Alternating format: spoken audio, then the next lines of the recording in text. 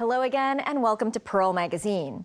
Hong Kong is a melting pot of different races and cultures, and it has a long history of interracial families. People of mixed ethnicities make up almost 1% of the population. Zela follows a photographer who tells stories of mixed-race families with her camera.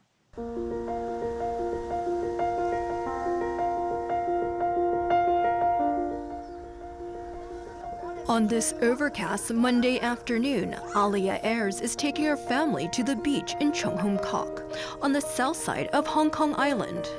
She is born and raised in Hong Kong, and she is part Indian and part American. My father's family is originally from India, and my mother's family is originally from the United States. That was a really unusual combination growing up, and especially in a third culture like Hong Kong.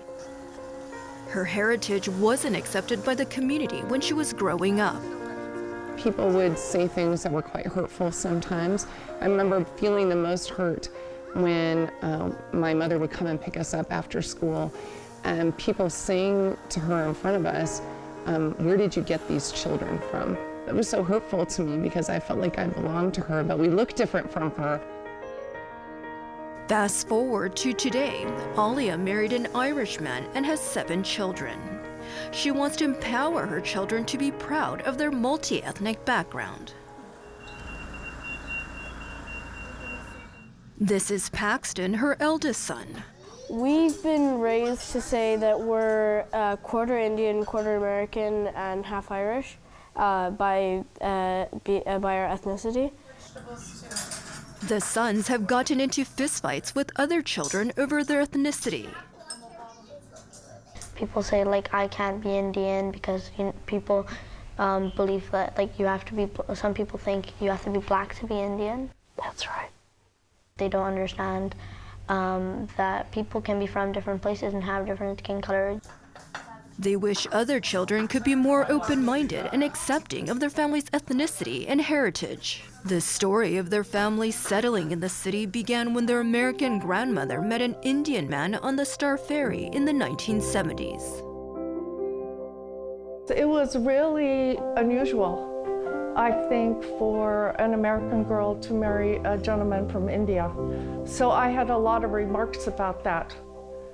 Because we were a mixed family. And of course, the two cultures are very different from each other. Almost unheard of for mixed race marriages when I first got here. That's me when I was young, that's me when I was young. I feel really grateful to have such a rich heritage. And even though it was challenging at times, and we didn't really feel like we fit in with the Indian community or with the American community or with the Hong Kong Chinese community, I think I had a really strong sense of being in my family. I felt connected to being in my family, even if we weren't like others. So you defined your own identity? Yeah, and I think my parents really taught us that we define our identity not by being of one racial or ethnic background, but really our family's identity comes from our values. Alia thinks Hong Kong society is more accepting of different cultures now compared with her own childhood in the 80s and 90s.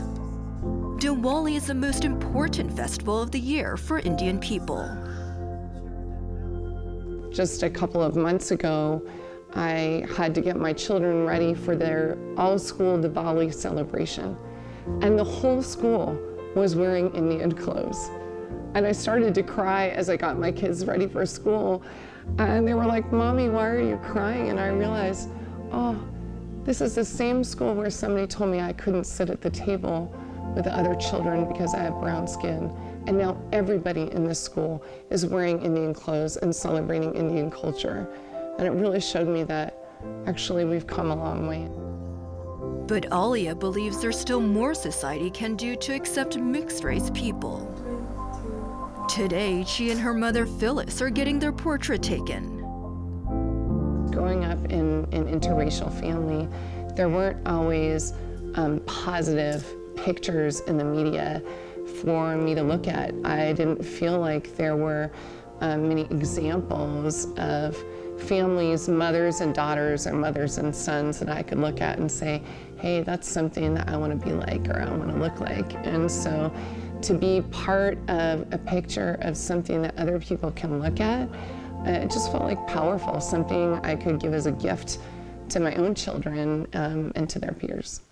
Special like a helper situation, like mainly Filipino and Indonesian, so people can read this picture as They think this is a helper's child, yeah.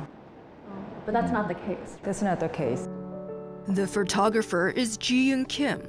She is a South Korean living in Hong Kong and photographs mixed-race families. The project is very personal for her because she is married to a Chinese man and has interracial children. She wants people to think about how an identity is formed when viewing her portraits. This is a good way to think, to reflect like what's our upbringing and also parenting as well. Then not only this, we kind of give us a chance that think about identity. This is a really fixed term, and that this is really given, or we can explore, and then we can find out our own self. This photography exhibit is about mothers and their mixed-race children. The purpose is to raise awareness of interracial people and to challenge stereotypes and misconceptions. Vicky Lee has been researching interracial families in the city for over 2 decades. She wrote a book, Being Eurasian: Memories Across Racial Divides. What is this ad asking for, actually? This ad is wanted young lady, European or Eurasian, to teach and take charge of 2 little girls. And why do they specifically want Eurasians? Are these Eurasian children, do you think? This obviously would be a European family living in the Peak, probably, right? Where no Chinese allowed. And why weren't those areas of town allowing Chinese? Well, I think in those days, Hong Kong being a town, I wouldn't say city yet, with a very, very large number of Chinese, particularly migrant workers from Guangdong. And then they live in very crowded area in Taiping San. And then there's a lot of disease going on, right? It's not very clean. Naturally, the Europeans don't want to be too close to the Chinese. They want to keep a distance. They want to have a European reserve. In the late 1800s, colonial Hong Kong had residential zoning laws which prevented Europeans and Chinese from living in the same areas of town. Generally, the Europeans didn't socialize with the local Chinese, and on the rare occasions when they did, it was frowned upon. There's the single men who's from Europe, from Britain in particular, come here, who serve as civil servants, who start their own business. Again, they don't normally bring their wives. So naturally, there would be relationship, a long-term relationship between single men of different ethnic backgrounds and local women. They would have children. Because they are not officially married, there is this stigma of illegitimacy attached to the children. Because the mothers were often kept women of these European men, the children were seen as the offspring of illicit affairs. Vicky says this was the origin of societal discrimination against Eurasians. But racism against mixed-race children from different ethnic minorities is more common today. My name is Joy. I'm half Ugandan, half Filipino, born and raised in Hong Kong, and I speak fluently in Cantonese. I'm a makeup artist, and I love to make other people beautiful. So Joy, did you experience any racism in Yes, I did, definitely, because I do look very different from the general public. So usually they would have verbal comments about my skin, like hatmanman, which would mean that it's really dark, but it's not in a good way. Or they would describe my hair, and they just say like, "Wow, bao zha tao." It means like an explosion of hair. That's what it meant. Yeah, and people would start laughing usually after saying that comment. Joy attended a local school and was the only ethnic minority in her class. And the comments some of her classmates made were hurtful to her. So growing up, it made me question myself, question my beauty and my outer appearance, and how I managed to get over it basically is to just, I learned how to love myself for how I am, and that's how I was able to build confidence through these experiences and interactions with people and become who I am today. And she was able to make friends with her classmates because of her language skills. 咁咧我就同你上返少少份啦，咁通常咧喺啲容易出遊嘅地方咧，例如啲 T 字位啊。And she became a professional makeup artist to help other people find their confidence and beauty. I love making other people feel beautiful in their own skin, and using makeup I can really enhance the beauty that they have. Joy's been able to follow her dreams and put on makeup for models at fashion shows, including New York Fashion Week. Her parents came to Hong Kong in the 1980s for a better life. They met in the city and made it their home. My mom is Filipino and my dad is Ugandan, and they both decided to stay here in Hong Kong because they felt like there were more work opportunities and also the quality of life in Hong Kong is better. And now they have 3 generations of the family living in Hong Kong. Today is a big day. Joy and her older sister and mother are getting dolled up to have their portrait taken by Ji-yoon. What I want people to get out of this photo shoot is that to see that there are many mixed races people here in Hong Kong, and to be more open for all the different nationalities and also different cultures, and also to remind people that it doesn't matter what you look like on the outside, your skin color, your hair texture, you can go and achieve the dream that you want, you can go and have the job that you want, and you can also create the life that you want.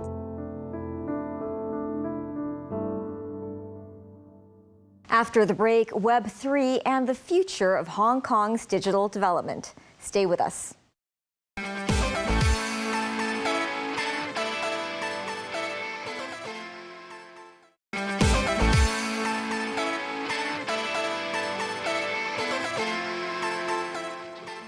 Welcome back to Pearl Magazine.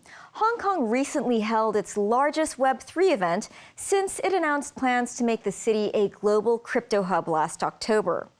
The event attracted some of the biggest digital asset players, as well as other blockchain companies looking to open or expand their presence in Hong Kong. We dropped by the show to look at how the space is evolving and what trends to look out for. Over 10,000 visitors attended the event, a sign that those in the global digital asset space are taking a serious look at Hong Kong gaining crypto hub status. OKX, one of the biggest cryptocurrency platforms in the world, spoke at the event about the need for Web3 to provide transparency and security in finance, whether traditional or crypto, in light of the recent banking crises seen in the West. Proof of reserve is important for both crypto and traditional finance companies. It's basically saying whatever money you're entrusting with a third party, they're not using it for other purpose that has not been disclosed. You can rely on more technology innovation to see for yourself if actually what is being done, and see it everything on chain on a monthly basis, weekly basis, daily basis. Proof of reserve is one of the features of their exchange. Hong added that Web3 will benefit the unbanked, as it means those without access to financial services, whether brick and mortar or online, will be able to have their own bank in the form of a digital wallet, and can make direct transfers to other people or stores, as well as have access to investment options. You can actually have your own bank. You can have an asset in your wallet. You can have access. You can move around. You can pay people for whatever you're doing. Think about having deposit in your bank, but if you don't have investment opportunities, 5 years down the road, would $10 still get you what you can today? Probably not. And with the recent banking turmoil and interest rate rises, Bitcoin has emerged from its crypto winter to hit $30,000 again. Bitcoin is a solution. I think that's why you see, Bitcoin was being created after 2008 crisis. Bitcoin is being promoted among the community during COVID, right, when the Fed is printing money. And now when there are real economic cracks in the system, again, attention is turned toward Bitcoin. It is functioning as a safe haven. But buying digital assets isn't too difficult these days. It's cashing out into a fiat currency that's a struggle. One company, Encryptus, is focusing on the off-ramps from crypto to fiat, as currently it can be costly and slow to withdraw your Bitcoin or Ethereum into US dollars or Hong Kong dollars. The company can be used by crypto platforms to allow their customers to withdraw their crypto into a fiat currency directly into their bank accounts or mobile wallets instantly. Our APIs are called payouts, where crypto exchanges, wallet providers, and the whole crypto ecosystem can take our APIs and offer their users off-ramps in gift cards, mobile top-ups, mobile wallets, and bank transfers in almost 100+ countries, with compliances included in it. Abhinav says the average cost to withdraw from crypto to fiat is 3 to 4%, and it can take anywhere from 24 to 48 hours to get your money. Their company does it for a flat fee of 1.5% to the users, and settlements are immediate. He says exchanges who use their services have to supply them with a minimum pre-fund amount of $10,000. For off-ramp, the amount gets deducted from the pre-funded account. It's basically to safeguard each other and to make sure that there is enough liquidity for off-ramping into users' bank accounts or gift cards. Abhinav says they are targeting the Tier 2 companies since the larger companies have the resources to build their own off-ramps, and their service is like a plug-and-play for smaller companies to use with their own platform. Those wanting to off-ramp will have to change their crypto to a stablecoin like USDC or USDT on the original platform. From there, they can transfer to Encryptus into a fiat currency off the exchange. Once we receive the wallet, there is an instant settlement that is done into their bank accounts, where we transfer the funds into their bank account. We are going to be launching with Alipay and WeChat payments as well, where users will be able to off-ramp into WeChat and Alipay. But it's not just about cryptocurrency. Conflux, a Chinese blockchain company, has been offering Web3 services on the mainland for the last 3 years, where cryptocurrency is banned. What they provide to customers is a more personalized online experience for those who spend a lot of time gaming or just hanging out on social media platforms. People actually start to value more what they look like on the social media, on their social accounts. Like people spend time on Twitter, on Facebook, they want to look different. They want to make sure their taste is different. They want to have digital artists to represent, their preference. So that's why they will spend money on such digital items. They combine the new digital stuff with the real things, with real people, and people want to show off, and people want to look different. So that's why they spend. But generally, such consumption is around like 10 RMB to 100 RMB. So people don't truly speculate on it. People view it more as a consumption instead of an investment. Co-founder and COO Yuanji Zhang says these accessories, whether it's your avatar, clothing, or equipment, are NFTs that buyers wear or use online. Even consumption vouchers and coupons can be directly distributed to users. In a country which accounts for 1/5 of internet users worldwide and accesses it via mobile first, KYC means disclosing your mobile number since it is linked to your identity card. We have over 20 million NFTs issued on Conflux. We have over 10 million users with their cell phone numbers KYC, and we have served over 300 brands, all kinds of things, a variety of things, beyond digital art. He says consumption vouchers and coupons are still usable after their value is depleted, as companies can issue new vouchers to the existing addresses if the wallet holder agrees to accept them. That coupon and vouchers is actually digital art. Even you spend it you keep an hour left. And if some new merchants or new restaurants want to give you a coupon, they can airdrop their own coupon to the address. The users can actually enjoy the benefits of target marketing. And the newcomers don't have to spend money on the internet companies, and they can directly give the benefits to the consumers through the public chain.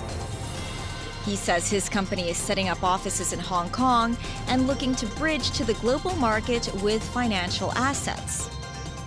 We would like to develop such ecosystem with currencies, off-RMB, CNH stablecoins, with HKD stablecoin, Hong Kong dollar stablecoins, other than US dollar stablecoins.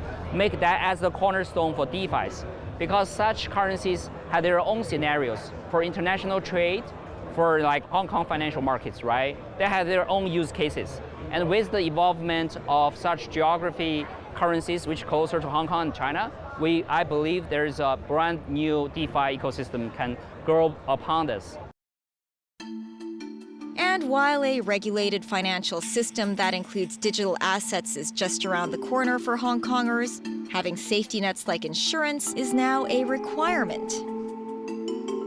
We provide digital asset insurance, namely hot wallet, cold wallet insurance that is protecting against hacks, internal theft, and external hacks. And this is important because, let's say for last year, globally, there was $3.8 billion worth of cryptocurrencies that hacked. Alvin Kwok says his company is one of 2 licensed digital asset insurers in the world. He says they have been developing insurance for the space since 2020. By regulation, 95% of the hot wallet need to be covered. So, well, hot wallet is something that is connected to the internet, so it could be prone for attack. Okay, but of course, on the regulation, they do limit that no more than 2% of the assets can be in the hot wallet. Meantime, those providing Web3 services say they're seeing a trend to a tokenized economy. And this is the recognition of the user contribution to the platform. And the contribution is recognized by the tokens. And then the tokens can be traded. And this contributes to the tokenized economy. So in effect, if your posts bring lots of viewers to a platform, you get tokens or points, similar to getting air miles or shopping points when you spend your money at certain places. It's kind of like a money-back economy, where you're rewarded for your actions, whether it's gaming, posting stories, videos, or shopping. And it seems to be coming the same way the internet did in the 90s, whether we're ready for it or not. That's our show for this week. Join us on Pearl Magazine, same time next week. Bye for now.